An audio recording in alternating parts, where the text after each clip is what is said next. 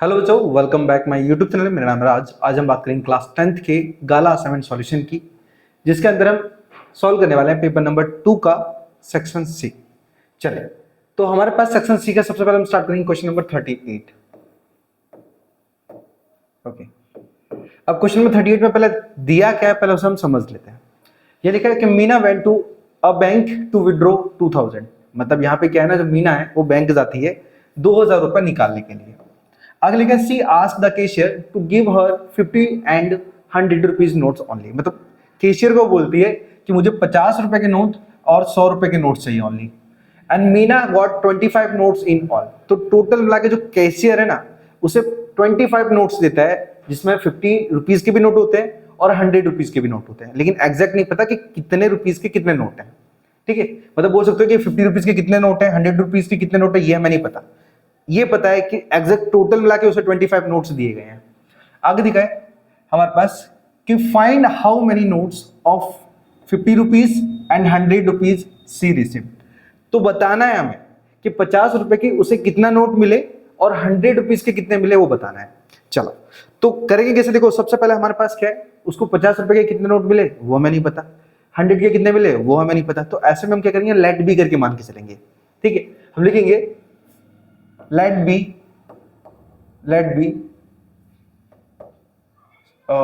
c received, just wait,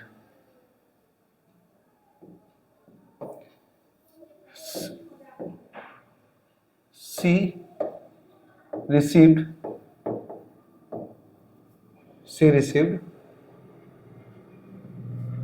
50 rupees note, 50 rupees note is x। ठीक है, is x मतलब कहने का अर्थ ये ना कि हमारे पास मतलब वो जो मीना है उसे 50 रुपीज के नोट कितने मिलते हैं, उसे x मिलते हैं। And received 100 rupees note, 100 rupees notes is y।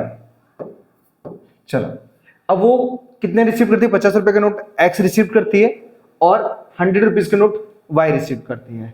अब उसे टोटल कितने नोट्स दिए जाते हैं? 25 नोट दिए जाते हैं। तो हम डायरेक्टली लिख पाएंगे यहाँ पे कि x plus y equal to में 25।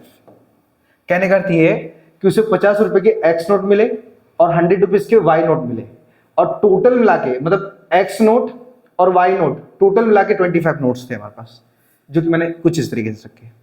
अब अकॉर्डिंग टू क्वेश्चन ले लेते हैं। अकॉर्डिंग टू क्वेश्चन, अब कंडीशन में देखोगे, अगर मान के चलो कि मुझे कोई बोले कि मैं तुम्हें 50 रुपए के 10 नोट दे रहा हूं, ठीक है, और 100 रुपए के 10 नोट दे रहा हूं, तो हम क्या करेंगे, टोटल निकालेंगे।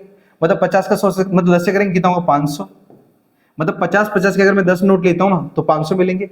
इसी तरीके से 100 रुपए के 10 नोट लूंगा तो 1000 मिलेंगे। ठीक है, और टोटल मिला के मेरे पास कितना हो जाएगा? 1500 रुपए हो जाएगा। सो कहने का मतलब ये कि अगर मैं टोटल निकालना चाहता हूं ना, तो मुझे रुपए कि कितने का नोट है वो और कितने दिए जा रहे हैं, मतलब क्वांटिटी क्या है उसकी, अगर इनका मैं मल्टीप्लाई करूंगा ना तब जाके मैं टोटल कर पाऊंगा। तो उसी तरीके से हमारे पास जो 50 रुपए के नोट है वो कितने हैं नहीं पता, मतलब वो x है। हमें माने थे ना कि she received 50 rupees notes is x। ठीक है, तो इसीलिए हम क्या करेंगे, 50 इंटू उसके नोट्स की संख्या मतलब क्वांटिटी x प्लस 100 रुपए के नोट इंटू इसकी क्वांटिटी कितनी है तो y एंड इक्वल टू। अब हमारे पास टोटल कितना निकालना था पैसा, तो टोटल निकालना था 2000, तो लिखेंगे यहाँ पे 2000। ठीक है, जैसे मैंने यहाँ पे 1500 बताया ना, कैसे बताया कि यहाँ पे 50 रुपीज और कितने नोट निकाले वो 100 रुपीज कितने नोट निकाले वो कैलकुलेशन किया, तब जाके मेरे पास 1500 बना। तो इसी तरीके से हमें ये सॉल्यूशन किया, मतलब बोल सकते हो ये इक्वेशन बनाया। आई होप मालूम पड़ गया हो कि मैंने 50x क्यों लिखा और 100y क्यों लिखा। ठीक है, चलो अब इनका थोड़ा प्रॉपर कैलकुलेशन कर लेते हैं। तो 50 का x से करेंगे तो ये 50x plus 100y and equal to 2000। आप क्या करेंगे, देखो यहां से 50 में कॉमन ले सकता हूं, बिकॉज 50 और 100 आपस में मल्टीपल एक दूसरे के। नाउ 50 कॉमन ले लेते हैं, तो 50 कॉमन लिया, अंदर आएगा x plus 2y and equal to 2000। देखो एक जीरो से एक जीरो कैंसिल किया एंड 5 4 जा 20, जीरो एज इट इज आ जाएगा यहाँ पे, तो हमारे पास क्या है, x plus 2y equal to में 40 आ गया। तो ये जो इक्वेशन बनेगा ना, ये हमारे पास सेकंड वाला बन जाएगा। ठीक है, ओके। अब क्वेश्चन में ये नहीं बोला हमारे पास कि हमें कौन सी मेथड यूज करनी है, तो अपने पास प्यारी दोनों मेथड है, एलिमिनेशन भी है और सब्स्टिट्यूशन भी है, और मेरे हिसाब से एलिमिनेशन बेस्ट रहेगी। ठीक है, चलो तो यहाँ पे हम क्या करते हैं, इसको सॉल्व करना स्टार्ट करते हैं, लेकिन उससे पहले मुझे स्पेस ज्यादा चाहिए, तो इसलिए इसको क्या करता हूँ, साइड में कर देता हूँ। चलो तो लिखेंगे हम सीधा from equation first and second. तो फर्स्ट इक्वेशन कौन सा हमारे पास, ये दिया है, ये हमारा फर्स्ट था। ठीक है, ये फर्स्ट इक्वेशन था। चलो लिखेंगे हम x plus y equal to में 25, और यहाँ पे x plus 2y equal to में 40। अब मैं आपको एक चीज बता देना चाहता हूं, एक काम करता हूं, ये स्टेप मैं इधर ले लेता हूं थोड़ा सा। यहां पे एलिमिनेशन मैंने क्यों लगाई, पहले मैं आपको समझा देता हूं। देखो, सबसे पहले सबसे इजी मेथड पड़ेगी। ठीक है, दूसरी बात ये है कि हमारे पास x यहां पर भी है और x यहां पे भी है, और एलिमिनेशन मेथड ये कहती है कि एक तो हमें दोनों में से कोई भी वेरिएबल चूज कर लेना है, x या y, लेकिन दोनों के साइन और दोनों की कीमत इक्वल होनी चाहिए। तो दोनों के साइन देखो, ये भी प्लस में है और ये भी प्लस में, दोनों x प्लस में है, और दोनों की कीमत भी सेम है। देखो, ये भी एक x है और ये भी एक x है ना। इसी वजह से क्या ये फिट बैठ रहा था एलिमिनेशन के लिए, तो हम एलिमिनेशन में कर डालेंगे इसको। नाउ अब साइन चेंज करो, देखो नीचे वाला प्लस x है, माइनस कर दो, प्लस 2y है, माइनस कर दो, प्लस 40 है, माइनस कर दो। अब ये बीच वाले साइन कोई मतलब के नहीं है। नाउ ये कट जाएंगे। अब देखो, माइनस का 2y बड़ा है तो माइनस का y आ जाएगा, बिकॉज 2y में से सिंगल y घटेगा ना, तो y आएगा, एंड इक्वल टू माइनस। क्यों? क्योंकि बड़ी कीमत 40 है और 40 का आगे माइनस है, तो इसलिए बड़ी कीमत के आगे माइनस, तो आंसर भी माइनस में। अब 40 में से 25 घटाएंगे तो हमारे पास आएगा 15, माइनस से माइनस कैंसिल, तो हमारे पास जो y की कीमत है वो 59 है। y की कीमत कितनी है? 59 है। ठीक है, अब आगे क्या लिखा है, तो अच्छा चलो पहले x भी निकाले ना। चलो अब y हमने 50 निकाल दिया, मतलब कहने करती है, हमने y किसको माना था, 100 रुपीज के नोट को माना था। तो हमारे पास जो 100 रुपीज के नोट होंगे ना, वो 15 होंगे। बट अब हमें 50 भी चेक करना है कि 50 रुपीज के नोट कितने होंगे। तो क्या करेंगे हम, इस y की कीमत को कोई भी एक इक्वेशन में डाल देंगे, और मुझे फर्स्ट इक्वेशन छोटा लग रहा है उसमें रखेंगे। ठीक है ना, दोनों इक्वेशन में जो भी आपको अच्छा और छोटा और इजी लगे ना, उसके अंदर आप कीमत रख दो। एलिमिनेशन का यही फायदा है। तो सीधा क्या लिखेंगे हम, the value of y put in equation first, ले लो। तो x plus y equal to 25, तो यहाँ पे x प्लस वाई की कीमत 15 एंड इक्वल टू 25। इस 15 को उधर ले जा, तो x इक्वल टू 25 माइनस 15 घटाएंगे तो x की कीमत आएगी 10। ठीक है, अब हमारे पास x रुपीज के नोट और y रुपीज के नोट आ चुके हैं। ठीक है, बस हमें क्या करना है, यहाँ पे लिख देना है सीधा, सी रिसीव्ड 50 रुपीज नोट, कितना हमारे पास 10, and received 100 rupees notes is 15। बस खाली ये लास्ट में स्टेटमेंट डाल देना है, x के बदले उसकी कीमत डाल देना है, y के बदले उसकी कीमत डाल देना, और हमारा यही आंसर हो जाएगा। ठीक है, इतना सा काम करना है और हमारा आंसर। आई होप ये वाला क्वेश्चन भी आपको अच्छी तरीके से समझ में आ गया हो कि मैंने किस तरीके से आपको इसे सॉल्व करके बताया। चलिए रफ करते हैं और बढ़ते हैं इसके नेक्स्ट क्वेश्चन की तरफ। ठीक है, एक बार चेक कर लूं प्रॉपर वर्क करके। ओके,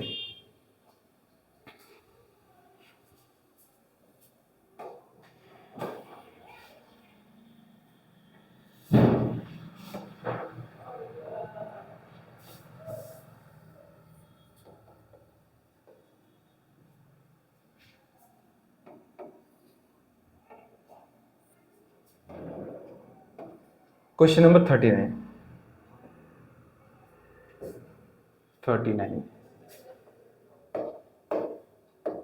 ओके, अब क्वेश्चन नंबर 39 में क्या लिखा है पहले से समझ लेते हैं। देखो यहाँ पे लिखा हुआ है कि solve the following pair of linear equation by substitution method. हमें सब्स्टिट्यूशन मेथड से सॉल्व करना है। सबसे पहले वाला जो हमने यूज किया था, मतलब ये जो 38 वाला जो सॉल्व किया था, वो था एलिमिनेशन मेथड, लेकिन सब्स्टिट्यूशन मेथड के कुछ रूल अलग है, तो थोड़ा ध्यान देना इस पे भी। ठीक है, चलो पहले दो इक्वेशन उतार लो जो हमारे पास दिए हैं। तो 3x plus 5y equal to 21। ये फर्स्ट इक्वेशन हो गया। सेकेंड ले लो, तो 2x minus 3y equal to में 14, ये सेकेंड इक्वेशन हो गया। ठीक है, देखो सबसे पहले अगर आपको एलिमिनेशन यूज करना है तो सबसे पहले क्या करो, छोटा इक्वेशन चेक करो। तो मेरे ख्याल से दोनों ही बड़े हैं वैसे, लेकिन छोटा मुझे ना सेकंड वाला लग रहा है। आपको मान लेना एक तरीके से, ठीक है, आपको देखने से ऐसा अगर लगे कि कोई भी एक इक्वेशन छोटा है उसी को आपको लेना है। जैसे मुझे सेकंड लग रहा है तो मैं लिखूंगा यहाँ पे फ्रॉम इक्वेशन 2। ठीक है, फ्रॉम इक्वेशन 2। अब क्या करूंगा, मैं उसे ले लेता हूं यहाँ पे। तो हम लिखेंगे यहाँ पे 2x minus 3y equal to में 14। अब अगर मुझे x या फिर y इन दोनों में से कोई भी कीमत निकालनी है तो उसके लिए भी एक रूल है। मैंने आपको बताया था ना कि एलिमिनेशन के अंदर भी कि पॉजिटिव होना चाहिए, चाहे आप x लो या फिर y लो, पॉजिटिव होना चाहिए। तो पॉजिटिव कौन सा है, x, तो इसे रहने दो, बाकी कीमत को जाने दो। तो हमारे पास बाकी कीमत कौन है, माइनस 3y, तो इसको उधर जाने देते हैं। तो 2x इक्वल टू 14, ये माइनस 3y उधर जाएगा तो प्लस का 3y हो जाएगा, और 2 मल्टीप्लाई में x के, मतलब x का कॉफिशिएंट है 2, तो 2 आ जाएगा अपॉन में। तो हमारे पास x इक्वल टू आएगा 14 प्लस 3y अपॉन में 2। ये हो जाएगा हमारा इक्वेशन नंबर तीसरा। बहुत सिंपल है यार। और एक चीज ध्यान रहे कि जिस इक्वेशन से आपने x निकाला है उस इक्वेशन में बिल्कुल भी नहीं रखना, नहीं तो गलत हो जाएगा। आपको क्या करना है, जिस इक्वेशन से निकाला है उसके अगले वाले में रखना। जैसे फर्स्ट से हमने कुछ नहीं किया, फर्स्ट में रखेंगे हम, तो लिखेंगे the value of x put in equation first. उठा लो सीधा, तो 3x plus 5y equal to 21 कीमत रखते हैं। तो 3x की कीमत कितनी है हमारे पास, तो 14 प्लस 3y अपॉन में 2 and plus 5y equal to 21। अंदर कैलकुलेशन करते हैं। देखो 3 से 2 तो कैंसिल होगा नहीं, तो अंदर मल्टीप्लाई होगा। तो 14 3 जा 42 एंड 3 3 जा 9y, 3 3 जा 9y अपॉन में 2 and plus 5y equal to में 21। अब मुझे स्पेस चाहिए तो इसलिए स्पेस को साइड में कर लेते हैं। चलो ओके, अब ध्यान रहे कि ये जो 5y है ना, इसको हमें ऊपर जोड़ना है, लेकिन कंडीशन ये होती है कि डायरेक्ट नहीं जोड़ सकते। तो हमें क्या करना पड़ेगा, इसके अपॉन में 1, या फिर शॉर्टकट तरीका है हमारे पास कि 2 का मल्टीप्लाई डायरेक्ट यहां पे कर दो। ठीक है, तो हम लिखेंगे यहां पे 42 प्लस 9y और 2 5 जा प्लस का 10y एंड सबके अपॉन में हो जाएगा सीधा 2, क्योंकि हमने क्या किया 2 से इधर मल्टीप्लाई किया है, तो इसलिए सबके अपॉन में 2 हो जाएगा एंड इक्वल टू 21। अब 2 का मल्टीप्लाई यहां पे कर देते 21 के साथ, तो यहां पे 42 प्लस 9 और 10 19y हो जाएगा एंड इक्वल टू 2 का 21 से करेंगे तो ये 42 हो जाएगा। 42 उधर जाने देते हैं, तो 19y इक्वल टू 42 माइनस का 42, तो 19y इक्वल टू घटाएंगे तो 0 हो जाएगा, और 19 को अपॉन में लेके जाएंगे तो y बराबर 0 अपॉन 19 हो जाएगा। ठीक है, तो याद रखना कि अगर ऊपर कीमत 0 है और नीचे कितनी भी बड़ी कीमत दी गई हो, आपका आंसर हमेशा 0 ही रहेगा। ठीक है, तो y की कीमत 0 आई। अब हमें क्या करना है, इस y की कीमत को हमेशा थर्ड इक्वेशन में रखना है। एलिमिनेशन सब्स्टिट्यूशन में यही आप याद रखना कि जो थर्ड इक्वेशन बनाया है उसी के अंदर आपको कीमत रख देना, आपको तुरंत आंसर मिल जाएगा। ठीक है, चलो लिखेंगे the value of y put in equation 3। ठीक है, चलो ले लेते हैं। तो x equal 14 plus 3y upon में 2 कीमत रखते हैं। तो x इक्वल 14 प्लस 3, y कीमत कितनी है 0 अपॉन में 2, तो x इक्वल टू 14। अब देखो 3 का 0 से करेंगे ना तो 0 हो जाएगा, और 0 तो जुड़ता नहीं है, अपॉन में आ जाएगा 2। अब 2 7 जा 14, तो x की वैल्यू हमारे पास 7 है। ठीक है, हमारे पास अब यहाँ पे जो x है वो आ चुका है हमारे पास 7, और जो हमारे पास y निकला है वो है 0। ये होगा हमारे पास इस क्वेश्चन का आंसर। ठीक है, एक बार कंफर्म करता हूं और जाने देते हैं इस क्वेश्चन को। वैसे तो राइट ही है, फिर भी एक बार चेक करते हैं यार। Question number 39, that is y. 2 minute. हाँ, ओके, चलिए, तो आंसर तो हमारा राइट है ही ऑलरेडी। एक काम करो, फटाफट नोट कर लिया होगा आपने, अब मैं इसको मिटा देता हूँ फटाफट। चलो,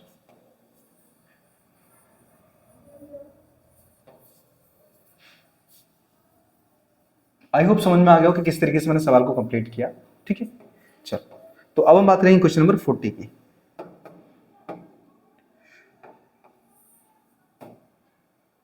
ओके, अब क्वेश्चन नंबर 40 में हमारे पास क्या लिखा है पहले उसे समझ लेते हैं।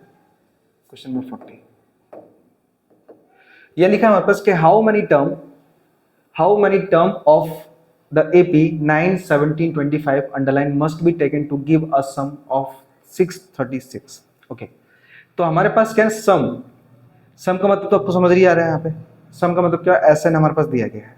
ठीक है, तो हमें निकालना है यहाँ पे एन कि कितने टर्म्स का सम निकाला तब जाके वो 636 आया।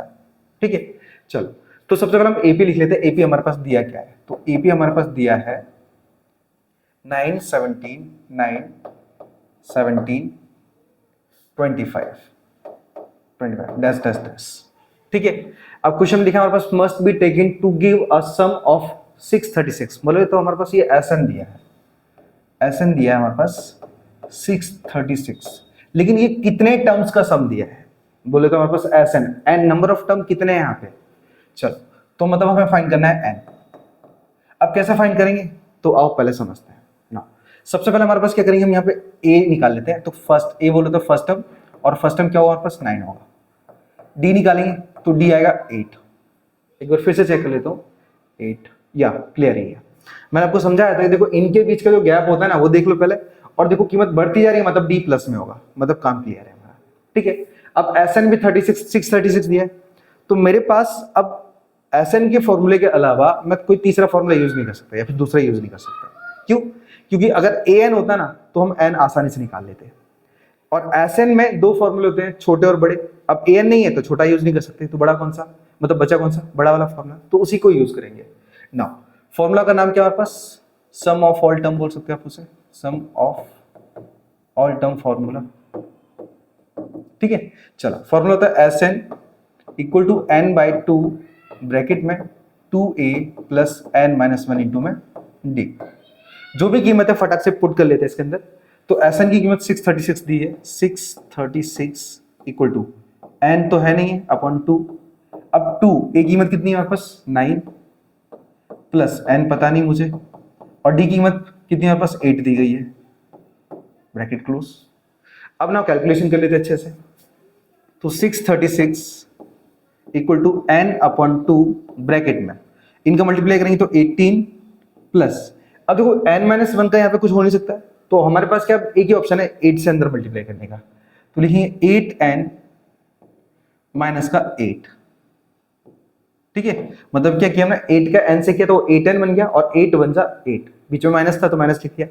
अब नेक्स्ट स्टेप में क्या करेंगे, 636 equal to N upon 2 bracket में, ये 18 में से 8 घट जाएगा बिकॉज वो माइनस में है, तो घटेगा तो बचेगा 10 प्लस का 8n। ठीक है, क्योंकि हमने कॉमन अभी कुछ लिया ही नहीं है ना। एक बार फिर से चेक कर लेता हूँ, हाँ इतना क्लियर है। 2 कॉमन ले लेते बाहर, जिससे क्या ये अपॉन में 2 था वो भी कट सके। तो 636 equal to N upon 2 into में 2 हमने बाहर ले लिया अंदर से, तो 5 टाइम मतलब 5 के मल्टीपल में बोल सकते हो, 5 को अगर 2 टाइम पढ़ेंगे ना तब वो जाके 10 आएगा, और इसी तरीके से 2 के टेबल में 4 टाइम में 8 आएगा, तो ये 4n बचेगा। अब ये 2 से 2 कैंसिल कर देंगे तो हमारे पास बचेगा 636 इक्वल टू n का अंदर 5 से मल्टीप्लाई करेंगे तो 5n प्लस n का 4n से करेंगे तो ये 4n स्क्वायर हो जाएगा। ठीक है, अब आपको दिख रहा होगा ना कि n स्क्वायर और n देख के ना ये हमारे पास फैक्टराइजेशन वाली कंडीशन आ जा रही है। ठीक है, तो 636 को इधर ले लेते हैं और हम क्या करते हैं, फैक्टराइज कर लेते हैं। चलो,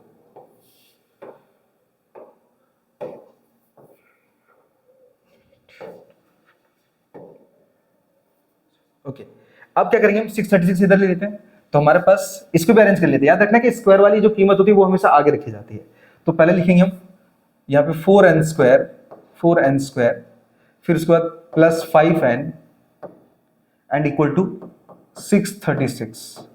अब समझ रहे मैंने क्या किया, सिर्फ इनको घुमा के रखा है, मतलब 636 को उधर रखा है और ये इसको आगे लेके गया, तो इसलिए साइन चेंज नहीं होगा, साइन सेम रहेगा। ठीक है, अब इसको आगे ले लेना है, तो यहाँ पे 4n square plus 5n minus का 636 आ जाएगा एंड इक्वल टू 0। अब हमें करना है क्या, यहाँ पे फर्स्ट टर्म का मल्टीप्लाई लास्ट टर्म से, जिससे क्या हम इसे फैक्टराइज आसानी से कर पाए। चलो ओके, नंबर निकालते हैं। कौन सा नंबर है हमारे पास, 4 6 जा 24, कैरी 2 आया हमारे पास, 4 3 जा 12 और 2 14, कैरी 1 आया, 4 6 जा 24 और 1 25। ठीक है, मतलब फर्स्ट टर्म और लास्ट टर्म को मल्टीप्लाई करने पर हमारे पास 2544 आएगा। अब हम क्या करेंगे, इसे ऐसा फैक्टराइज करेंगे कि जो भी हमारे पास फैक्टर्स मिलेंगे ना उनको अरेंज करना है जिससे 5n बन सके। कैसे, वो मैं आपको एक्सप्लेन करता हूँ। नाउ पहले 2 से फैक्टर निकालेंगे, 2 1 जा 2, 2 2 जा 4, एक इधर, 2 7 जा 14 एंड 2 2 जा 4, अगेन 2 से, 2 6 जा 12, 2 3 जा 6, एक इधर, 2 6 जा 12, अगेन 2 से, 2 3 जा 6, 2 1 जा 2, एक इधर, 2 8 जा 16, अगेन 2 से, 2 1 जा 2, एक इधर, 2 5 जा 10, एक इधर, 2 9 जा 18। ठीक है, तो हमारे पास क्या है 159 पहुंच गए हम। अब 159 किससे कटेगा हमारे पास, 13 से नहीं कटेगा, एक बार वापस चेक करूं मैं, 2 1 जा 2,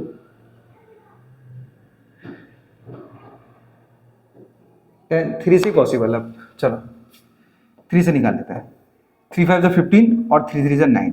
अब ये जो 53 है ना, ये प्राइम फैक्टर है, तो इसे 53 से ही निकालना पड़ेगा मुझे। तो 53 1 जा 53। ओके, अब ये जो फैक्टर्स दिए ना हमारे पास 2 2 2 2 3 53, इनका ऐसा अरेंजमेंट करना है कि हमारे पास 2 टर्म बने और इन दोनों टर्म्स को प्लस या माइनस करने पर 5n मल्टीप्लाई करने पर 2554 बने।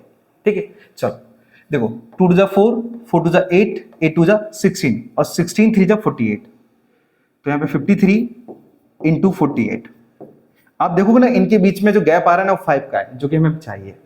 इनका मल्टीप्लाई करेंगे तो 2544, मतलब हमारे परफेक्ट पेयर है ये।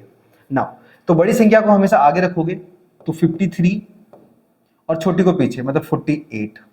नाउ ये n है तो n रखेंगे, और याद रखना कि अगर यहाँ पे ये x वाला टर्म हो तो इन्हें x के फॉर्म में रखेंगे, y है तो y के फॉर्म में, यहाँ पे n है तो n के फॉर्म में रखेंगे। नाउ अब देखो यहाँ पे प्लस है तो बड़ी कीमत हमेशा आगे प्लस। अब मुझे जोड़ना है ना तो बीच में प्लस लगाऊंगा, और घटाना है तो बीच में माइनस। और मुझे घटाना है क्यों, क्योंकि जोड़ने पर 5n थोड़ी ना मिलेगा हमें, वो तो बहुत मतलब 100 प्लस संख्या मिल जाएगी, वो तो हमें चाहिए नहीं, हमें तो माइनस मतलब कहने का मतलब ये ना, हमें तो 5 चाहिए, तो घटाने पर ही 5 आ सकता है ना। अब ये जो 5n है इसके बदले रिप्लेस कर देंगे इन दोनों नंबरों को, तो लिखेंगे सीधा 4n square plus 53n minus 48n minus का 636 इक्वल टू 0। अब दो पेयर बनाने हैं, 1 और 2, ये दो के पेयर बना लिए। कॉमन लेंगे तो हमारे पास कॉमन आएगा सिर्फ n, बिकॉज 4 53 का मल्टीपल है ही नहीं ना, 53 4 का मल्टीपल है आपस में, तो सिर्फ n निकलेगा, बिकॉज n यहाँ पे भी और n वहां पे भी है। तो अंदर क्या बचेगा, अंदर बचेगा 4n, क्योंकि n स्क्वायर था, एक अंदर गया मतलब एक बाहर गया तो एक अंदर बचेगा, प्लस 53। ठीक है, ये n बाहर जा चुका है इसलिए n रिपीट मत करना। नाउ ये माइनस लगा है, माइनस। अब आपको कंफ्यूजन हो ना कि अंदर से कॉमन क्या आएगा, तो आपको सिर्फ एक ही चीज का विचार करना है कि यहाँ पे n के साथ क्या है, 4 है, तो इस 48 को 4 से डिवाइड कर दो, तो 4 1 जा 4, 4 2 जा 8, मतलब 12 टाइम में 4 का मल्टीप्लाई अगर 12 टाइम में करें तो हमारे पास 48 आएगा, तो कॉमन 12 आ गया। अब सेम नंबर रिपीट कर दो सीधा, तो लिखोगे सीधा 4n प्लस 53। अब ज्यादा आपको देखने की जरूरत नहीं है, अगर आप मल्टीप्लाई करोगे ना 12 और 53 का तब भी 636 आएगा, इसलिए ज्यादा देखने की जरूरत नहीं है, मैं आपको कंफर्मेशन के साथ बता रहा हूँ। नंबर जो सेम है उसे वन टाइम उतार लो, तो लिखोगे 4n प्लस 53 इक्वल टू 0, जो बाहर है उसे ले लो एक बार, तो n माइनस 12 इक्वल टू 0। अब ये 53 उधर जाने दो, तो 4n इक्वल टू माइनस का 53, 4 अपॉन में, तो n इक्वल टू माइनस का 53 अपॉन में 4। ठीक है, पहला हमारे पास n ये आया, दूसरा है हमारे पास n इक्वल टू प्लस का 12, बिकॉज माइनस का 12 उधर जाएगा तो प्लस का 12 हो जाएगा। अब आपने देखा होगा, जब आपने चैप्टर सीखा होगा अरिथमेटिक प्रोग्रेशन, तो उसके अंदर जो नंबर ऑफ टर्म्स है ना, वो कभी भी नेगेटिव नहीं आते। दूसरी बात, कभी भी फ्रैक्शन फॉर्म में नहीं आते। तो ये दोनों ही तरीके में क्या हुआ हमारे पास कि जो n बराबर माइनस 53/4 रॉन्ग है। हमारा करेक्ट आंसर है n इक्वल टू 12, बिकॉज ना तो ये फ्रैक्शन फॉर्म में है और ना ही नेगेटिव फॉर्म में है। ठीक है, तो हम बोल सकते हैं कि minus 53/4 is not possible, is not, correct answer लीजिए, correct not possible the value of n, the value of number of term, number of term, ठीक है। Correct value is 12। ठीक है, तो हमारे पास क्या है, नंबर ऑफ टर्म मतलब 12 का sum of number of 12 term is equal to 636, ये हमारा आंसर आएगा। ठीक है, इस तरीके से आपको छोटे मोटे आपको स्टेटमेंट दे देना है कोई भी काम को। आई होप ये क्वेश्चन नंबर 40 भी आपको अच्छे समझ में आ गया हो कि मैंने कहां पे क्या कंडीशन बताई, आपको क्लियर हो गया हो। ठीक है, चलो अब हम बढ़ते हैं नेक्स्ट क्वेश्चन की तरफ। इसे आप नोट कर लो पहले। नेक्स्ट, अच्छा क्लियर ही होगा, तो भी मैं एक बार आंसर चेक कर रहा हूँ यार, गलती से भी गलती ना हो। क्लियर ही सारा, चलो ओके, इसे रफ कर लेते हैं।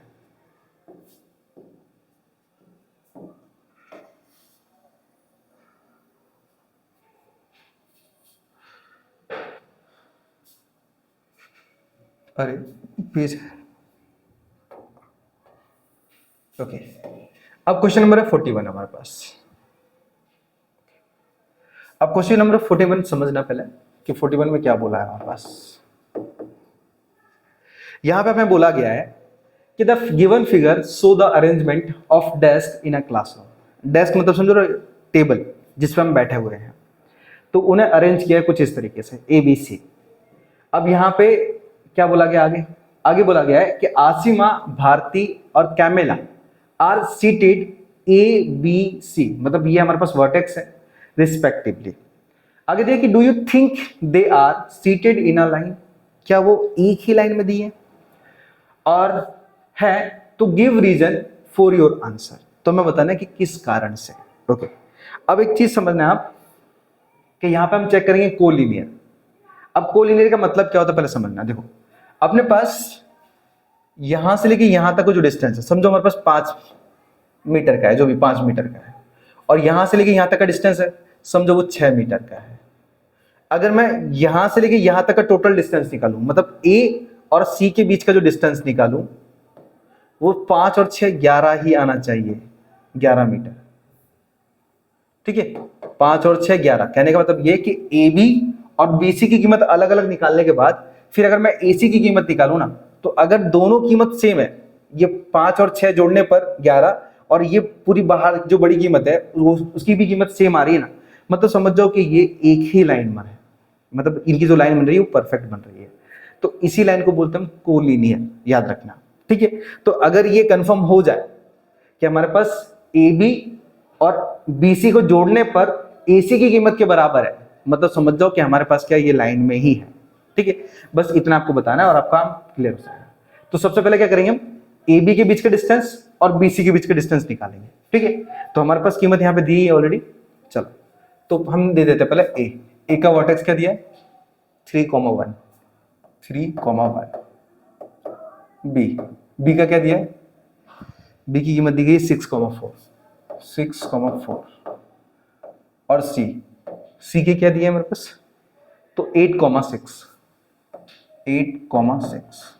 ओके, तो ये हमारे पास दिए गए हैं। तो पहले हम क्या निकालेंगे, देखो यहां पे हम चेक करेंगे किस तरीके से, AB plus BC equal to AC।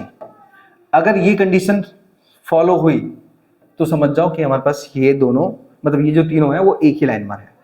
अगर मान के चलो कि इन दोनों की कीमत को जोड़ने पर इसके बराबर नहीं हुआ तो समझ जाओ कि लाइन में नहीं है। ठीक है, बस आपको इतना ही बताना है। ठीक है, चलो अब क्या लिखेंगे हम, पहले निकालेंगे डिस्टेंस ए बी का।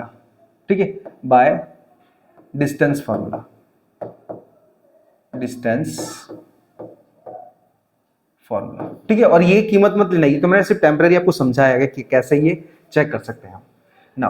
तो पहले ए बी निकालेंगे, तो A B equal to root में x2 माइनस x1 का square plus y2 minus y1 का स्क्वायर। अब ए बी, ये जो रूट है ना इक्वल के इधर ले लेते हैं, तो ये हमारे पास स्क्वायर में आ जाएगा इक्वल टू। अब x2 की कीमत कितनी है, तो देखो हम a और b से निकाला है, तो x2 की कीमत 6 माइनस x1 की कीमत 3, तो इसका होल स्क्वायर प्लस y2 की कीमत कितनी है, तो 4 माइनस y1 की कीमत तो 1, इसका स्क्वायर।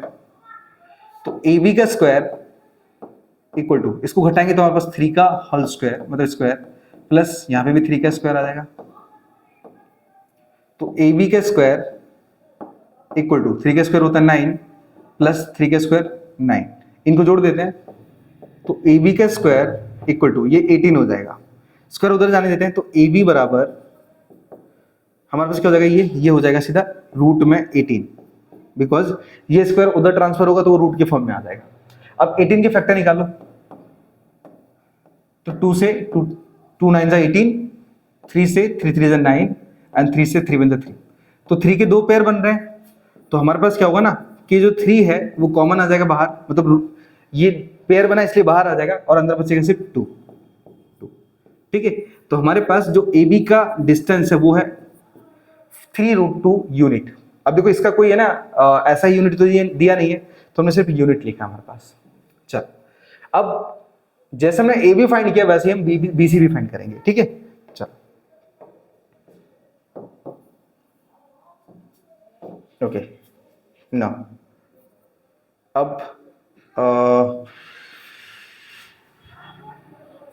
अब डिस्टेंस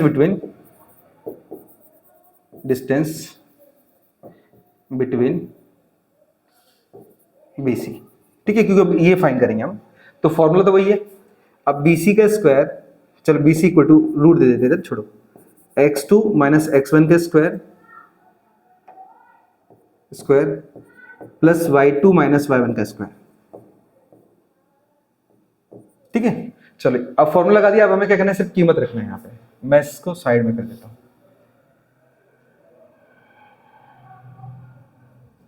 ओके,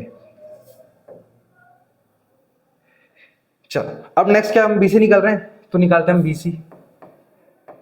ये रूट को उधर दे देते हैं तो ये स्क्वायर फॉर्म में आ जाएगा इक्वल टू। अब देखो BC, तो B और C से बात कर रहे हैं। ठीक है, x2 की कीमत कितनी है, तो 8 माइनस x1 की कितनी है, तो 6, इसका स्क्वायर प्लस 6 माइनस 4 का स्क्वायर। ठीक है, मैंने क्या किया यहाँ पे x2 माइनस x1 और y2 माइनस y1 रखा B और C से खाली। आई होप आपको क्लियर होगा।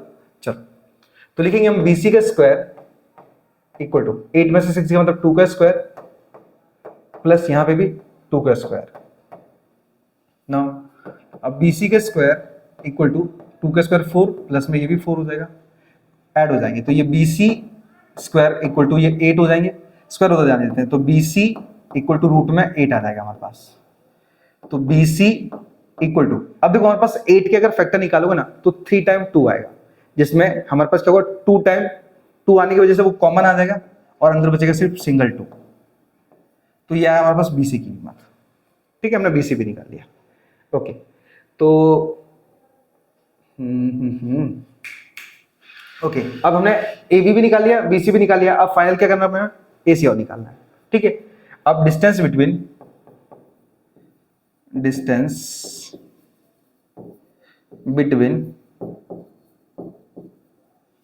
किसका हमारे पास AC। चलो तो लिखेंगे सीधा AC इक्वल टू रूट में x2 माइनस x1 का square plus y2 minus y1 का स्क्वायर। अब क्या करना है, देखो ये रूट है ना इक्वल किया जाएगा तो स्क्वायर हो जाएगा ये, तो ये AC का स्क्वायर इक्वल टू x2। अब देखो हम A और C से निकाल रहे हैं, तो x2 की कीमत कितनी 8, तो 8 माइनस x1 मतलब 3 का होल स्क्वायर प्लस y2 की कीमत तो 6 माइनस y1 की कीमत तो 1 इसका होल स्क्वायर। अब नेक्स्ट में AC का स्क्वायर इक्वल टू, यहां बचेगा सिर्फ 5 का स्क्वायर प्लस यहां पे बचेगा 5 का स्क्वायर।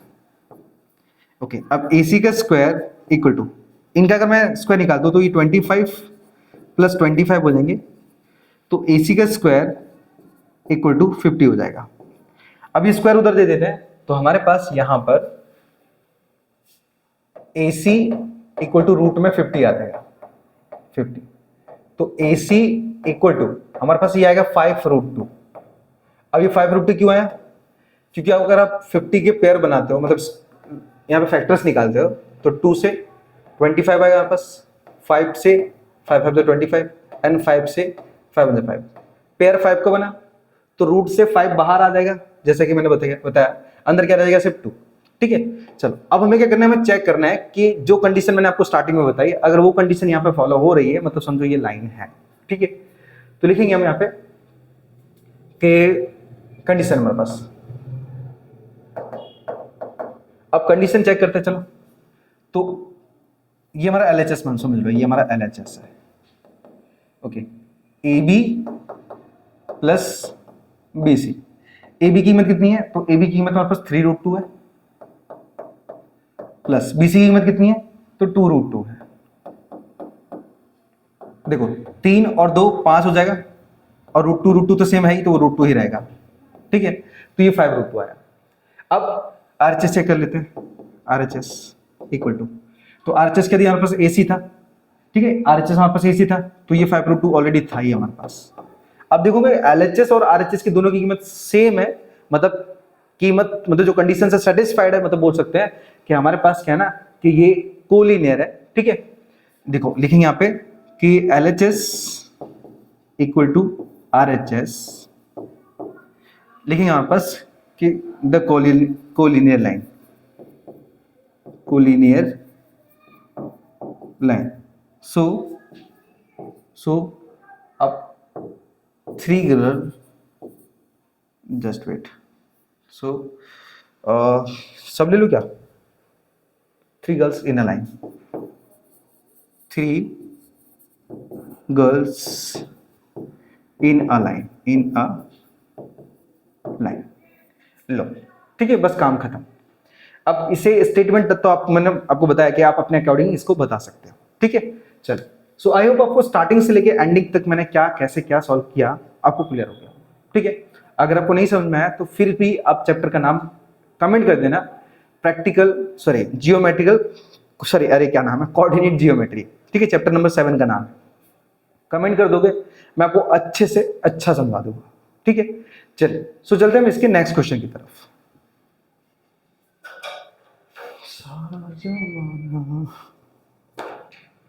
चलो रफ कर लेते से, अब नोट कर लो।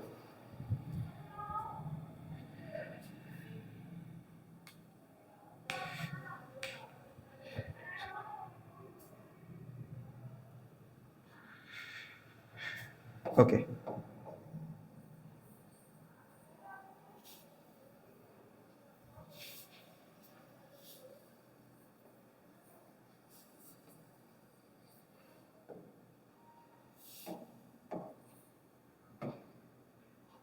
चलिए तो हो गया।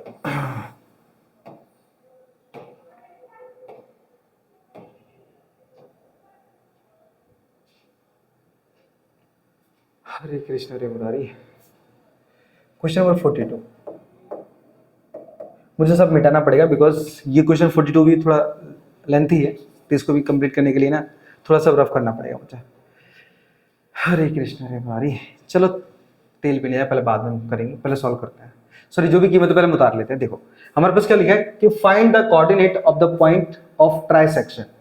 ट्राइसेक्शन का मतलब होता है कि एक ही लाइन को 3 पार्ट में उसे तोड़ा जाता है, 3 इक्वल पार्ट में, याद रखना। ठीक है, कि of the line segment joining the point, और वो जो हमारे पास लाइन है इसके 2 हमारे पास वर्टेक्स हैं, ए और बी। ठीक है, तो पहले हम क्या करते हैं, लाइन तैयार कर लेते हैं। चल, तो हमारे पास ये लाइन है और इस लाइन का पहला वर्टेक्स है वो है ए। क्या कीमत दी गई है, 2,3, 2, माइनस का 2।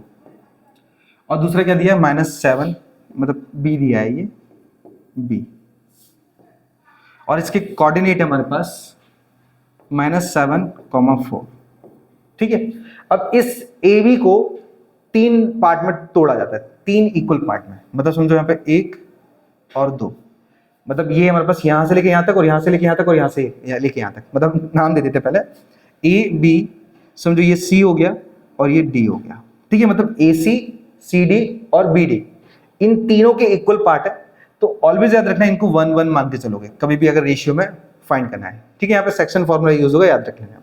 चलो, तो हमें क्या करना है, ये सी और ये डी जो मैंने एक्स वाई लिखे ना कोऑर्डिनेट, इनकी ही कीमत निकालनी है बाय सेक्शन फॉर्मूले। ठीक है, तो अब हमें क्या है, क्वेश्चन का कोई काम नहीं है, तो हम क्या करते हैं, इसे साइड में कर लेते हैं।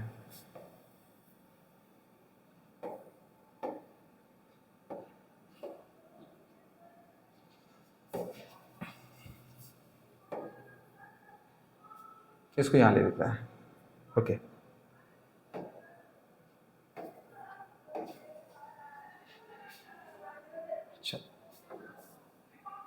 ओके, तो देखो सबसे पहले हम क्या करेंगे, यहां पे फाइंड करेंगे सी के कोऑर्डिनेट। ठीक है, the coordinate of C, the coordinate of C. अब सी पर से बात कर रहे हैं हम, तो देखो हमारे पास ए से लेके सी और सी से लेके बी की बात करेंगे। देखो हमारे पास मेन जो कोऑर्डिनेट है जिनसे कीमत मिलेगी हमें, वो ए बी ही है, तो हमें फाइंड करना है सी। तो ए से लेके सी के बीच का डिस्टेंस और सी से लेके बी तक के बीच का डिस्टेंस, इनसे हमें रेशियो निकाल लेना है। तो हमारे पास जो रेशियो बनेंगे ना, ए सी और किसके, ए सी और बी सी के, मतलब सी भी बोल सकते हैं, इनके रेशियो क्या बन रहे हैं, 1:2 बन रहा है। क्यों? क्योंकि ए से लेके सी तक का 1 और सी से लेके बी तक का 1 1 यानी 2। ठीक है, तो हमारे पास m1 की कीमत 1 हो जाएगी और m2 की कीमत 2 हो जाएगी। ठीक है, अब हमें क्या करना है, सेक्शन के फॉर्मूले में यूज कर लेना है इसे, तो लिखेंगे by section formula. Section formula क्या होता है, x, y equal to m1 x2 plus m2 x1 upon में m1 प्लस m2,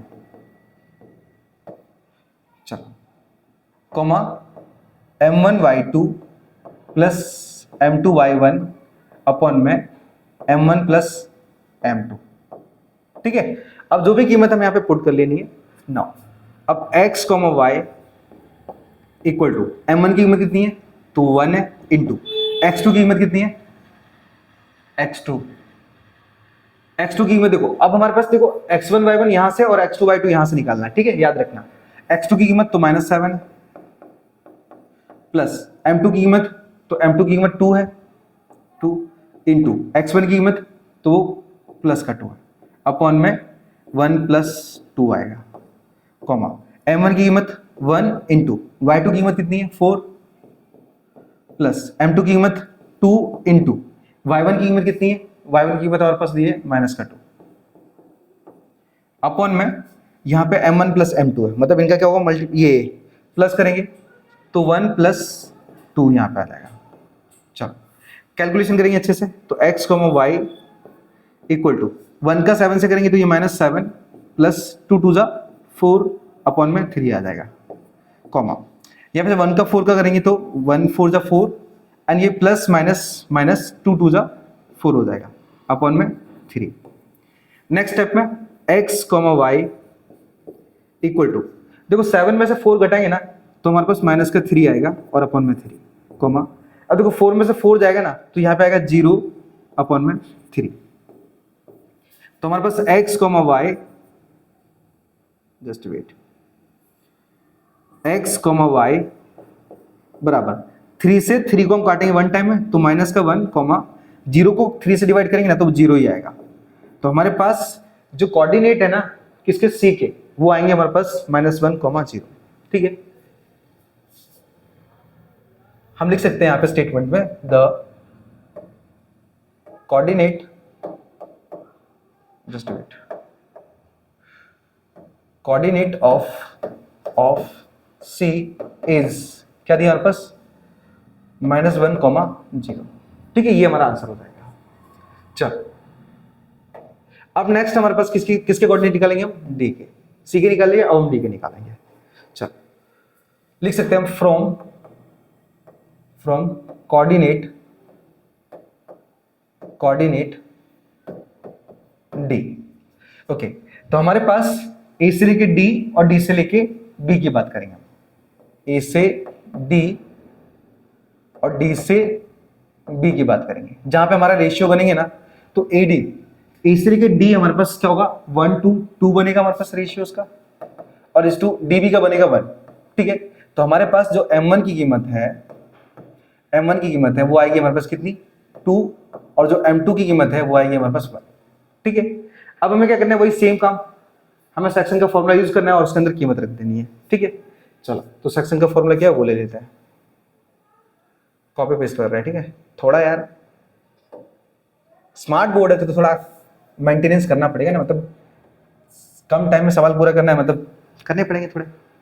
चलो अब x, y बराबर, तो m1 की कीमत कितनी है यहाँ पे, तो 2 इंटू x2 की कीमत हमारे पास -7 प्लस m2 की कीमत 1 इंटू x1 की कीमत 2 अपॉन में यहाँ पे 2 + 1।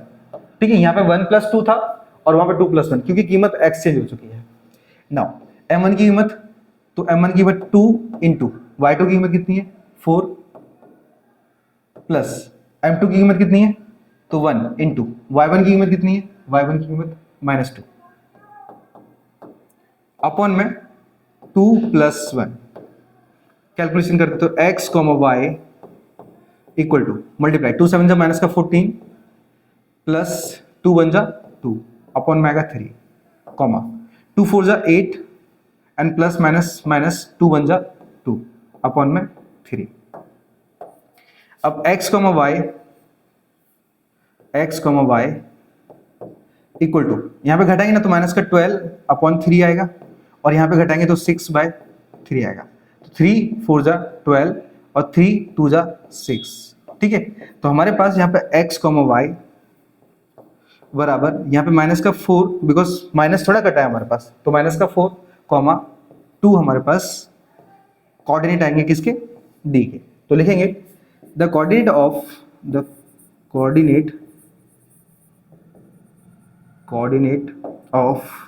डी इज, क्या होगा हमारे पास, -4, 2। ये आंसर बनेगा। ठीक है, आई होप क्लियर हो गया कि किस तरीके से हमने अपने कोऑर्डिनेट फाइंड किए। ठीक है, चलो अब नोट डाउन कर लो, हम बढ़ते फिर आगे।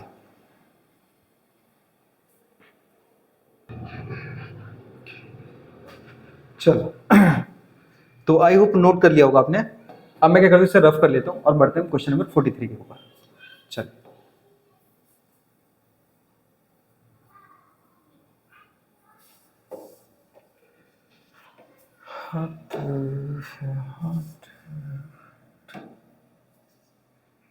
ओके,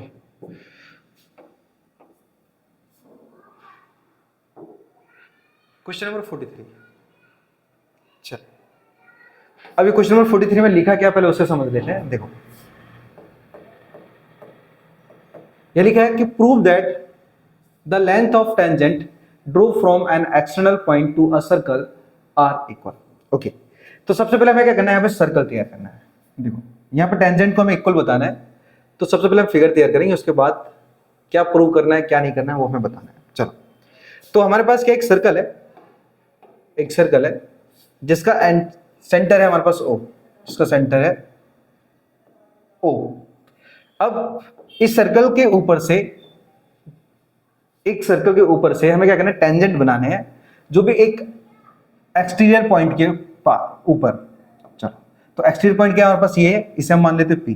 चलो P मान लो, कुछ भी मान लो, देखो रैंडम मैंने O मान लिया, यहाँ पे P मान लिया, वहां P मान दो, यहाँ पे O मान लो, कुछ भी कर लो एक तरीके से, कोई दिक्कत नहीं है। अब हमें ऐसी लाइन बनानी है जो टेंजेंट हो, किसकी टेंजेंट बोले तो हमारे पास इस सर्कल की। चलो कुछ इस तरीके से, इसी तरीके से नेक्स्ट सेकंड, चलो इस तरीके से। ठीक है, अब यहाँ पे क्या, जहां पे ये जो लाइनें टच कर रही है ना, इनको दे दो नाम। चलो मैंने नाम दे दिया ए और बी दे दिया इधर, ठीक है।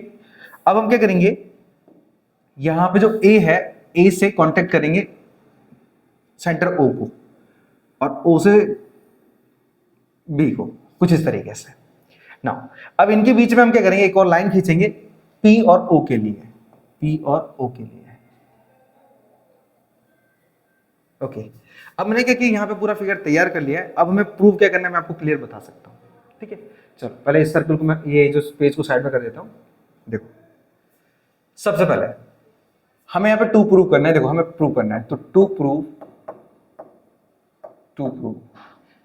सबसे पहले देख ले गिवन क्या है हमारे पास, गिवन, चलो ले लेंगे, कोई दिक्कत नहीं है। अब देखो प्रूव करना है हमें, क्वेश्चन में बोला है कि टेंजेंट, दोनों टेंजेंट को प्रूव करना है जो एक्सियल पॉइंट से जुड़ी हुई है सर्कल से। तो पीए और पीबी को हमें प्रूव करना है, पीए इक्वल है पीबी के, ये हमें प्रूव करना है, ठीक है। अब हमारे पास गिवन क्या है उसे ले लो।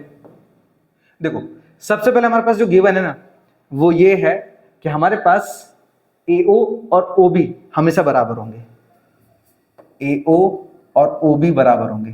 क्यों? क्योंकि ये हमारे पास रेडियस है, इसलिए रेडियस है, ठीक है। एक काम करते हो, आप रहने देते हैं क्योंकि हमारे पास ये एक ही चीज है, बाकी तो हम क्या करेंगे अंदर ही ले लेंगे। अब सॉल्यूशन करना स्टार्ट कर देते हैं। तो सॉल्यूशन कैसे करेंगे, सॉल्यूशन ऐसे करेंगे कि हमारे पास दो ट्राइंगल है, एक ऊपर का ट्राइंगल है और एक नीचे वाला ट्राइंगल है। लिखेंगे हम in triangle PAO, in triangle PAO and दूसरा ट्राइंगल कौन सा हमारे पास, triangle PBO, P triangle PBO। चलो अब आपको पता होगा ना कि अगर कोई भी दो ट्राइंगल को हमें कॉन्ग्रुएंट बताना है या फिर किसी भी साइड को प्रूव करना है कि दोनों बराबर हैं, तो सबसे पहले हमें कॉन्ग्रुएंट बताना पड़ेगा। और कॉन्ग्रुएंट बताने के लिए कोई भी 3 पॉइंट चाहिए, कोई भी 3। तो सबसे पहला हमारे पास जो पॉइंट होगा वो होगा AO इक्वल टू OB, जो हमने पहले से लिया है, AO इक्वल टू OB, ठीक है। हम क्या लिखेंगे यहाँ पे, बोथ रेडियस, बोथ रेडियस, क्योंकि दोनों के दोनों रेडियस है और रेडियस हमेशा क्या होता है, आपस में बराबर होती है। दूसरा हमारे पास क्या हो जाएगा, ये जो PO है ना, ये ऊपर वाले ट्रायंगल के लिए और वही साइड नीचे वाले ट्रायंगल के लिए काम आ रही है। तो ऐसे साइड को बोलते हैं हम कॉमन, मतलब PO equal to PO, PO equal to PO, ये हो जाएगी कॉमन साइड, कॉमन साइड। चलो तीसरा हमारे पास एक और चीज है, क्योंकि देखो इन्हें हमें प्रूव करना है तो इन दोनों का तो यूज बिल्कुल भी कर ही नहीं सकते। तो हमारे पास ये जो एंगल है, मतलब हमारे पास टेंजेंट और रेडियस के बिटवीन जो एंगल है ना, वो हमेशा 90 होता है, ठीक है। ये हमेशा 90 होता है। क्यों? क्योंकि हमेशा क्या होता है ना कि जो रेडियस है वो हमेशा परपेंडिकुलर मानी जाती है टेंजेंट के, और परपेंडिकुलर होने की वजह से क्या होगा, यहाँ पे राइट एंगल बनेंगे दोनों तरफ, तो दोनों कैसे होंगे, बराबर होंगे। तो लिख सकते हैं हम angle A equal to angle B, ठीक है। लिखेंगे अपने पास बोथ 90 डिग्री, बोथ 90 डिग्री, ठीक है। अब 3 रूल लगाए, लेकिन अब रूल कौन सा लगेगा, मतलब यहाँ पे कॉन्ग्रुएंट किस रूल से होगा। तो आप नोटिस करोगे यहाँ पे एक राइट एंगल था, उसके सामने एक हाइपोटेनस थी और एक हमने कोई भी साइड ले ली थी, तो रूल लगेगा RHS। याद रखना, कभी भी राइट एंगल बने ना और राइट एंगल वाला हम रूल ले रहे हैं, देखो 90 डिग्री का रूल ले रहे हैं ना यहाँ पे, तो समझो कि हमारे पास कहीं ना कहीं RHS तो चिपक सकता है। तो लिखेंगे कि ट्रायंगल PAO कॉन्ग्रुएंट है ट्रायंगल PBO, ओके। अब लिखेंगे कैसे, तो लिखेंगे कॉन्ग्रुएंट बाय RHS रूल, ठीक है। नहीं पता तो आप चैप्टर कमेंट कर देना, ठीक है। तो मैं ये चैप्टर भी आपको अच्छे से समझा दूंगा, ये सर्कल चैप्टर का है, याद रखना। चलो, तो अब ये RHS रूल से क्या दोनों आपस में प्रूव हो गए। और जब भी कोई भी दो ट्रायंगल आपस में प्रूव होते हैं कि वो आपस में कॉन्ग्रुएंट है, तो उनकी सभी साइड, सभी एंगल्स बराबर होते हैं। तो हमारे पास जो PA है और जो PB है वो भी आपस में कैसे हो जाएंगे, बराबर हो जाएंगे। तो हम लिख पाएंगे कि PA इक्वल टू PB कैसे बराबर होंगे, लिखेंगे बाय CPCT का मतलब क्या होता है, corresponding part of congruent triangle, ठीक है। तो ये जो साइड है ना, ये दोनों क्या कॉरेस्पॉन्डिंग पार्ट है दोनों ट्रायंगल की, और इस वजह से क्या होगा, ये दोनों आपस में बराबर हो जाएंगे। ठीक है, तो इस तरीके से हमारे पास सॉल्व हो जाएगा हमारा क्वेश्चन नंबर 40, कौन सा था, 43। ठीक है, आई होप आपको समझ में आ गया हो कि किस तरीके से आपको इसे सॉल्व करना है। नोट कर लो और हम बढ़ते हैं इसके नेक्स्ट क्वेश्चन की तरफ। चलिए,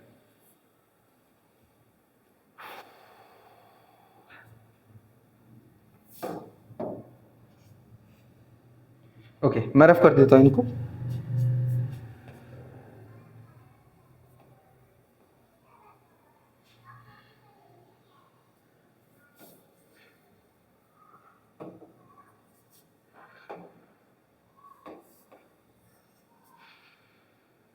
चलिए, ओके, अब क्वेश्चन है 44। क्वेश्चन 44, अब क्वेश्चन नंबर 44 में क्या दिया है पहले उसे समझ लेते हैं कि A B is a tangent to a circle and with centre P and B is the point of contact. Point of contact किसको बोलते हैं, जो टेंजेंट और सर्कल आपस में एक दूसरे को टच कर रहे हो। जस्ट लाइक हमारे पास एक सर्कल है, एक सर्कल है और एक और लाइन है, एक और साइड है जो कुछ इस तरीके से है। ठीक है, अब ये साइड अब बन जाएगी टेंजेंट। पहले लाइन थी, अब हमने टच कर दिया तो ये बन गई टेंजेंट। ओके, अब हमारे पास जो सेंटर है किसका, सर्कल का, वो है P, सेंटर है P, और जो पॉइंट ऑफ कांटेक्ट है, मतलब जो टेंजेंट है और जो सर्कल है जहां पे एक दूसरे को टच कर रहे हैं, उस पॉइंट का नाम है B। तो यहां पे हमारे पास दिया है ये B। अब आगे क्वेश्चन में क्या बोला है कि PA intersect the circle eight C। PA मतलब PA यहां पे कहीं होगा, फिर ऐसा होगा तो कुछ इस तरीके से PA कैसा हो गया यार,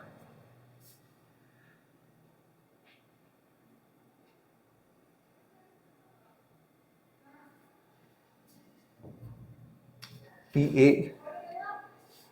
ओके हाँ, PA intersect the circle eight C, मतलब C यहां पर इंटरसेक्ट कर रहा है। अब AB का डिस्टेंस 15 सेंटीमीटर है। आगे बोला है कि एंड AC की कीमत कितनी है, हमारे पास 9 सेंटीमीटर है।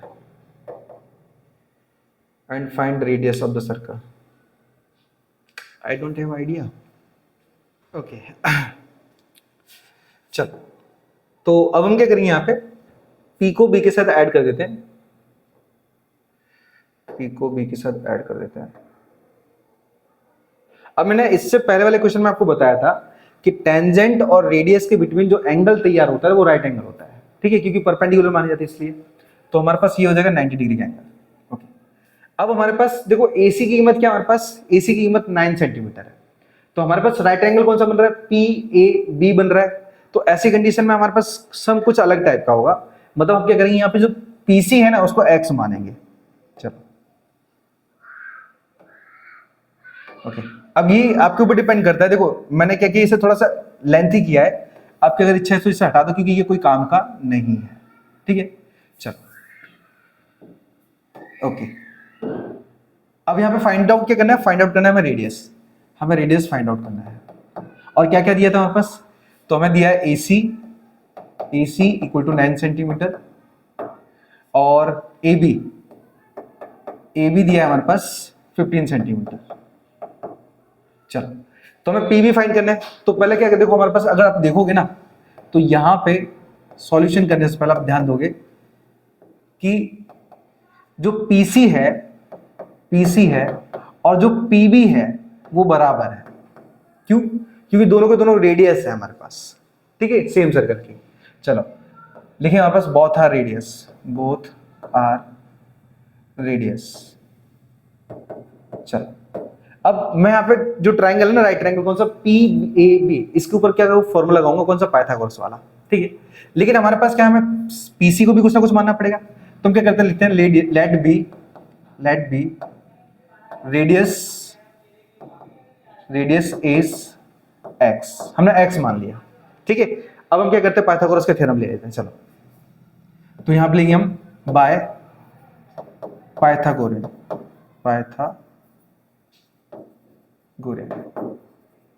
थ्योरम। फॉर्मूला क्या था हमारे पास, हाइपोटेनस का स्क्वायर इक्वल टू बेस का स्क्वायर प्लस में परपेंडिकुलर का स्क्वायर। अब हमारे पास हाइपोटेनस किसको बोलते हैं, जो राइट एंगल होता है उसके सामने वाली साइड।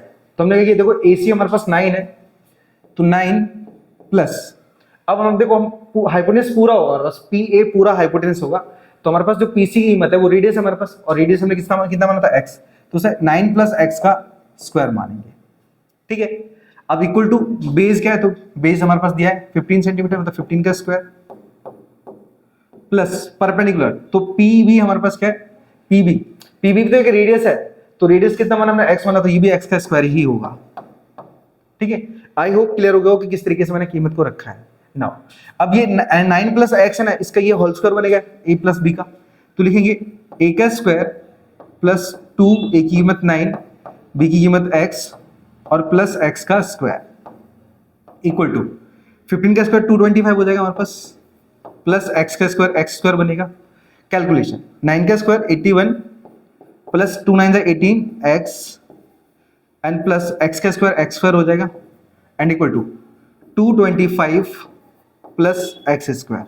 x स्क्वायर से x स्क्वायर कट जाएगा क्योंकि दोनों स्क्वायर वाले हैं और दोनों सेम साइन के साथ है, तो इक्वल के LHS और RHS में दिए हो ना, तो हम काट सकते हो ना। अब एक काम करते हैं, 81 उधर पहुंचा देते हैं, तो लिखेंगे हम 18x इक्वल टू 225, ये 81 उधर जाएगा तो ये माइनस का हो जाएगा, माइनस का 81, तो 18x इक्वल टू, देखो 5 में से 1 गया, कितना बचा हमारे पास 4, और 22 में से 8 जाएगा, 22 में से 8 जाएगा तो लगभग हमारे पास 24, हाँ मतलब यहाँ पे 14 बचेगा, 14। ठीक है, ओके। अब 18 8 जा 144 होता है, तो हमारे पास जो x है वो आएगा कितना 8। अब सेंटीमीटर है तो हम लिखेंगे इसे सेंटीमीटर, तो हमारे पास रेडियस जो निकलेगा ना वो होगा 8 सेंटीमीटर का। ठीक है, तो लिखेंगे द रेडियस इज, क्या लिखा, find the radius of the circle. तो अब radius of the circle,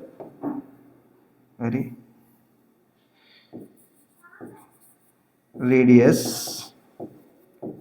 of the circle या फिर ऑफ दिस सर्कल बोल सकते हो, इज सर्कल इज 8 सेंटीमीटर। ठीक है, 8 सेंटीमीटर, ये हो जाएगा आपका इस क्वेश्चन का आंसर। सिंपल है, कुछ ज्यादा हार्ड नहीं है, सिर्फ आपको समझना है अच्छे से और करना है।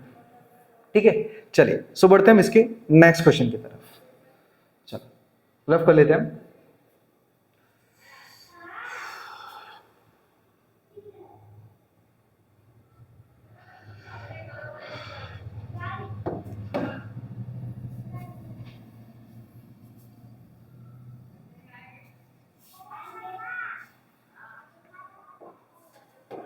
ओके, अब हमारे पास क्वेश्चन नंबर 45। अब क्वेश्चन नंबर 45 में क्या बोला हमारे पास कि the following frequency distributions give the monthly consumptions of elasticity of मतलब 68 कंज्यूमर्स ऑफ द लोकेलिटी, मतलब 68 कंज्यूमर्स है टोटल। ठीक है, वो क्या करते हैं, इलेक्ट्रिसिटी को कंज्यूम करते हैं। तो यहाँ पे दिया है मंथली कंजप्शन इन यूनिट्स, तो 4 कंज्यूमर्स ऐसे हैं जो कि 65 से लेकर 85 यूनिट कंज्यूम करते हैं पर मंथ। ठीक है, कुछ इसी तरीके से आगे भी दिए हैं। अब हमारे पास क्या बोला गया कि find the mode of the data. अब हमें मोड निकालना है, तो मैं यहाँ पे ब्रैकेट बॉक्स वगैरह तैयार नहीं कर रहा हूँ, इसी से हम क्या करते हैं सारी कीमत निकाल लेते हैं। ठीक है, आपको बॉक्स कंपलसरी तैयार करना पड़ेगा आपकी अपनी सप्लीमेंट्री के अंदर। नाउ अब पहले निकालेंगे मॉडल। अब मॉडल क्या होता है, हमारे पास जो भी FI होता है, ये फ्रीक्वेंसी है हमारे पास, याद रखना ये फ्रीक्वेंसी है, जो भी सबसे बड़ी कीमत होती है वही हमारा मॉडल होता है। तो मॉडल हमारे पास है क्या 20। ठीक है, तो F1 20 होगा और उसके सामने वाली जो कीमत होगी वो होगी मॉडल क्लास, तो उसमें जो पहली कीमत होती है वो होती है L। ठीक है, याद रखना। ओके, इसके ऊपर की कीमत होगी हमारे पास क्या F0 और F1 के नीचे वाली कीमत होगी हमारे पास F2 और इनके बीच का गैप कितने का दिख रहा है, सीधा 20 का दिख रहा है, तो हमारे पास H होगा 20। ठीक है, चलो अभी काम करते हैं, फटक से क्या करते हैं, हम अपनी कीमतों को मेंशन कर लेते हैं जो भी हमने यहां से निकाले हैं। नाउ क्वेश्चन कौन सा हमारे पास 45। तो L दिया है हमारे पास 125, ठीक है, L 125, H दिया है हमारे पास 20, F1 हमारे पास दिया है कितना, F1 दिया 20, F1 पे 20, और F0 ये दिया है हमारे पास 13, और F2 दिया है 14, F2 दिया है 14, ठीक है। चलो, अब जो भी कीमत हमें निकाली थी वो हमने रख ली एक साथ, आपको भी ऐसा रखना पड़ेगा। अब मोड का फॉर्मूला लगा देते हैं, तो mode equal to L plus यहाँ पे F1 माइनस F0 अपॉन में 2F1 minus F0 minus F2 और इंटू में H। अब जो भी हमने कीमत निकाली है उसको हम मेंशन करते हैं अपने फॉर्मूले के अंदर। चलो, तो मोड को हम Z से शो करते हैं, एंड इक्वल टू L की कीमत कितनी 125 प्लस F1 की कीमत हमारे पास दी गई है 20 माइनस F0 की कीमत दी गई है 13 अपॉन में, अब 2F1 है तो F1 की कीमत 20 है तो 20 का डबल करेंगे कितना हुआ 40 हो जाएगा, तो 40 माइनस F0 की कीमत 13 माइनस F2 की कीमत दी है हमारे पास कितना 14 इंटू H दिया हमारे पास 20। चलो कैलकुलेशन कर लेते प्रॉपर नाउ। अब Z इक्वल टू 125 प्लस ऊपर से हम क्या करेंगे माइनस करेंगे तो यहाँ पे आएगा 7 अपॉन में 40 माइनस, देखो दोनों के साइन सेम है तो कीमत ऐड हो जाएंगी वो, तो 14 और 13 हमारे पास अप्रोक्स 27 हो जाएगा, 27 और इंटू में 20। नेक्स्ट स्टेप में आते हैं, तो Z equal to 125 plus 7 upon 13 और इंटू में 1 मतलब 20 आएगा, ठीक है। देखो 40 में से 27 घटाया तो हमारे पास 13 बचा और 20 एज इट इज। अब देखो हम 20 13 को आपस में कैंसिल कर नहीं सकते, तो एक ही ऑप्शन बचा कि 20 का अंदर मल्टीप्लाई कर दो, तो यहाँ पे Z equal to 125 plus 140 upon में 30, ठीक है। तो हम क्या करेंगे 140 को डिवाइड करते हैं 13 से, जो वैल्यू आएगी हम क्या करेंगे 125 के साथ ऐड कर देंगे और हमारा आंसर आ जाएगा, ठीक है। चलो तो हम डिवाइड निकाल लेते हैं यहाँ पे, क्या दिया है 140 divide by 13, 140 divide by 13, 140 divide by 13, चलो डिवाइड करते हैं। सो 13 वन जा 13, रिमाइंडर 1 बचेगा, अब 0 ले लेंगे। अब 0 लेने के बाद क्या हमारे पास वैल्यू में डिवाइड जाएगा, बिल्कुल नहीं आएगा क्योंकि 10 छोटा है हमारे पास। तो क्या करेंगे हम एक पॉइंट लेंगे उसके बाद भी 0 लेंगे, तो आप देखोगे कि एक 0 हमने अभी जस्ट उतारा और एक और 0 की जरूरत पड़ रही है, मतलब 2 0 हम एक साथ ले रहे हैं, एक साथ उतार रहे हैं कीमत को, तो 0 लेके पॉइंट लेना पड़ेगा पहले हमें, ठीक है। उसके बाद आप 0 ले सकते हैं। अब कितनी बार में जाएगा हमारे पास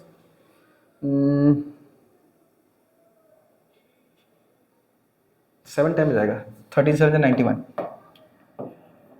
रिमाइंडर बचेगा हमारे पास कितना 9, पॉइंट है 0 ले लो। अब 6 जा हमारे पास 6 टाइम जाएगा 78, रिमाइंडर आएगा हमारे पास कितना 12, पॉइंट है 0 ले लेते हैं, 39 जा 117, ठीक है।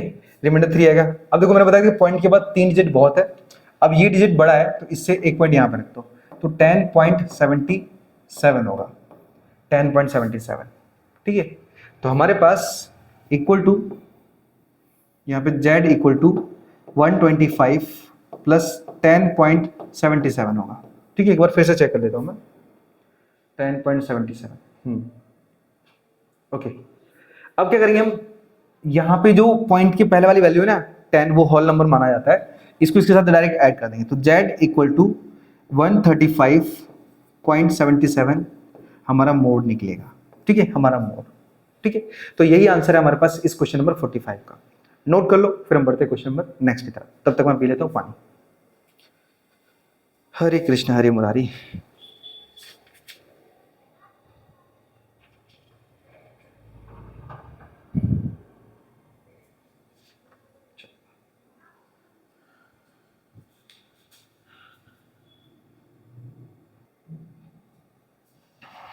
ओके चलो, तो हम बढ़ते हैं नेक्स्ट क्वेश्चन की तरफ। तो मैं इसे रफ कर लेता हूँ सारा।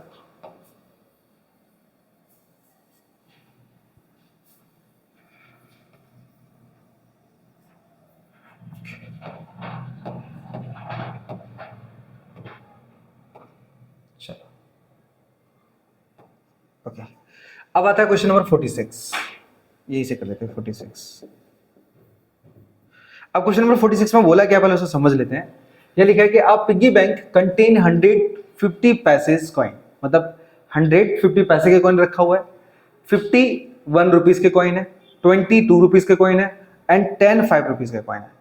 If it is equally likely that one of the coin will fall out when the bank is turned upside down and what is the probability that the coin, okay, so कहने का मतलब कि एक piggy bank है, उसके अंदर 50 पैसे के कॉइन, 1 रुपीज के कॉइन, 2 रुपीज के कॉइन और 5 रुपीज के कॉइन है।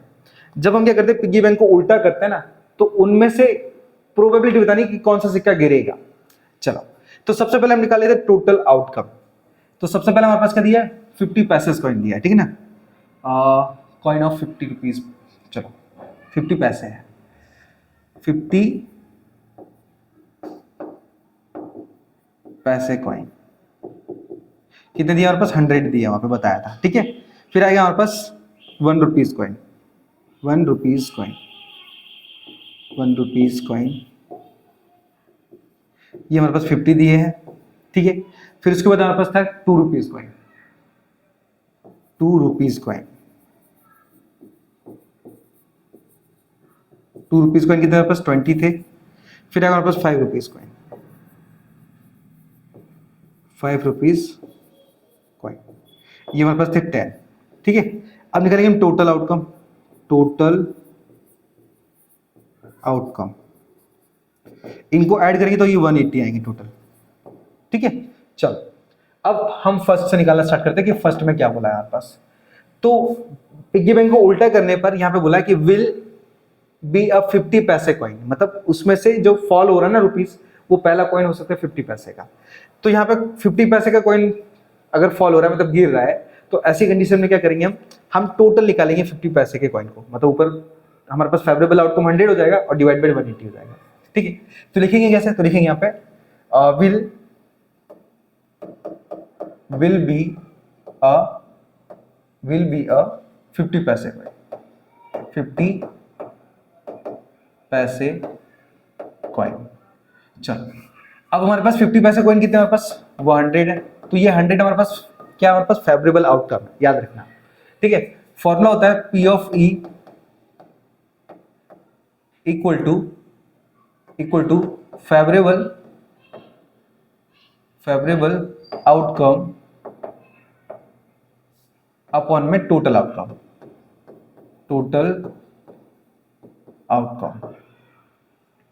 अब P ऑफ E इक्वल, अब फेवरेबल आउटकम कितना हमारे पास, तो वो ऊपर 100 दिया है, तो लिखेंगे 100 डिवाइड बाय, और टोटल आउटकम कितना है, तो 180, जो कि हमने यहां पे निकाला अभी। अब 0 से 0 cancel and 5 to the 10, sorry 5 से नहीं जाएगा, ये 2 से जाएगा, 2 5 द 10 एंड 2 9 द 18, ठीक है। अब ये जो 5/9 है वो कैंसिल हो नहीं सकता, तो हमारे पास यही हो जाएगा प्रोबेबिलिटी हमारे पास 50 पैसे के कॉइन के गिरने की, ठीक है। चलो, अब इसी तरीके से हम क्या करेंगे, सेकंड में क्या बोला हमारे पास कि will not be a 5 rupees coin, okay. हम लिखेंगे will not be a 5 rupees coin, symbol बना देना 5 रुपीज कॉइन, ठीक है। अब 5 रुपीज का कॉइन नहीं है, तो हमारे पास क्या आएगा, टोटल आउटकम आएगा, सॉरी फेवरेबल आउटकम आएगा 170, क्योंकि हम क्या करेंगे यहाँ पे 5 रुपीज कॉइन को हटा देंगे, क्योंकि यहाँ पे ऐसा बोला गया कि 5 रुपीज कॉइन ना गिरने की संभावना, तो जब ये नहीं गिरेगा तो बाकी सब तो गिरने की पॉसिबिलिटी होगी ना, तो इन सभी को हम टोटल ले लेंगे, ठीक है। तो वो आएगा 170। अब फॉर्मूला तो सेम ही है, तो मैं यहाँ पे कॉपी पेस्ट कर देता हूँ, इनको कॉपी पेस्ट कर लेता हूँ, ओके।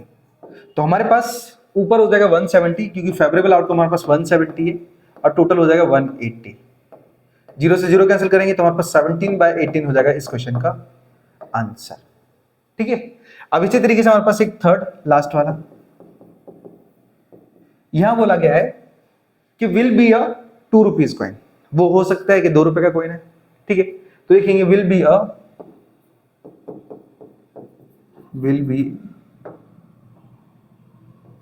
और 2 रुपीज कॉइन, 2 रुपीज कॉइन। तो 2 रुपीज के कॉइन कितने थे हमारे पास, 20 थे, ₹2 के कॉइन हमारे पास थे 20। अब फॉर्मूला तो वही है सेम, तो इसी को हम कॉपी पेस्ट कर लेते हैं यहीं पे।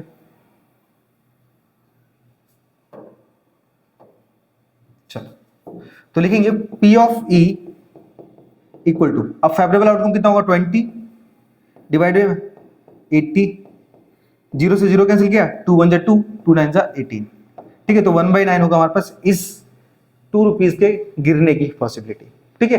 तो यहीं पे एंड होता है हमारे पास सेक्शन सी। आई होप हर एक क्वेश्चन आपने अच्छे से समझा हो, तो वीडियो को लाइक, चैनल को सब्सक्राइब कर लेना और जितने भी आपके दोस्त हैं उनको भी शेयर कर देना, ठीक है। हम मिलते हैं नेक्स्ट वीडियो में, नेक्स्ट जस्ट हमारे पास सेक्शन के साथ। तब तक के लिए राधे राधे।